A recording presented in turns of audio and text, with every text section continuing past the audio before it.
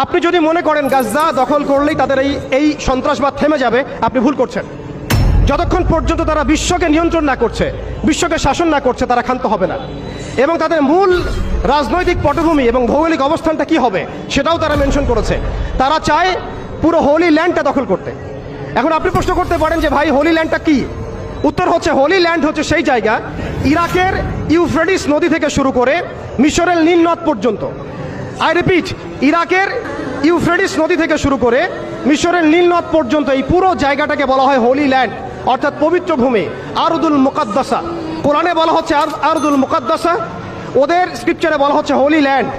তাদের মিসাকে ইহুদিরা বলছে মিসায়া, এবং খ্রিস্টানরা নাসারারা বলছে অ্যান্টিক্রাইস্ট। যাকে আমরা চিহ্নিত করছি সে হচ্ছে মাসিহুদ দাজ্জাল।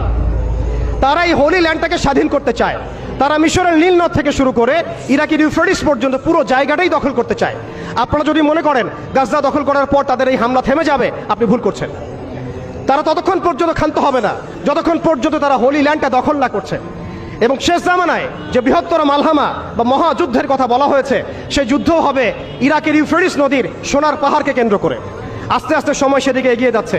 তাহলে তাদের উদ্দেশ্যটা কি?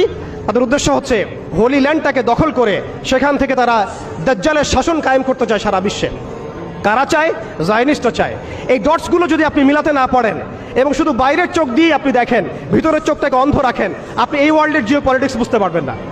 শুধুমাত্র বাহ্যিক স্টাডি দিয়ে, বাহ্যিক জিও পলিটিক্স পড়াশোনা করে, বাহ্যিক ইকোনমিক্স পড়াশোনা করে আপনি এই ওয়ার্ল্ডের প্রকৃত জিও পলিটিক্সকে মেলাতে পারবেন না। অর্থাৎ সামনে আসছে দাজ্জালের শাসন, যেটা নবী সাল্লাল্লাহু আলাইহি ওয়াসাল্লাম ইরশাদ করেছেন যে মাসিহুদ দাজ্জাল এই ইহুদিদেরকে নিয়েই এই বিশ্বকে শাসন করবে 40 দিন। কতদিন?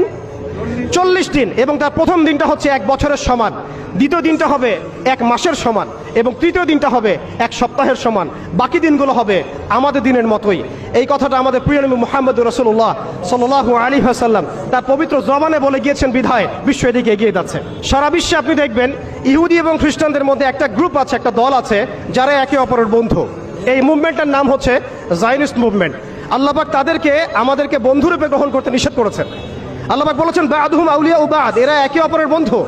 ওয়া মান ইয়াতাওয়াল্লাহুম মিনকুম ফাইন্নাহু মিনহুম, হে মুমিনগণ তোমাদের মধ্যে কেউ যদি ওদের সাথে হাত মিলাও তাহলে তোমরা তাদের অন্তর্ভুক্ত হবে, এই উম্মতের কেউ না তোমরা। বা'দুহুম আউলিয়াউ বা'দ ফামান ইয়াতাওয়াল্লাহুম মিনকুম ফাইন্নাহু মিনহুম, তোমাদের মধ্যে কেউ যদি তাদের সাথে হাত মিলাও, বন্ধুত্ব করো, তোমরাও তাদের অন্তর্ভুক্ত। ইন্নাল্লাহা লা ইয়াহদিল কওমা যালিমিন। আর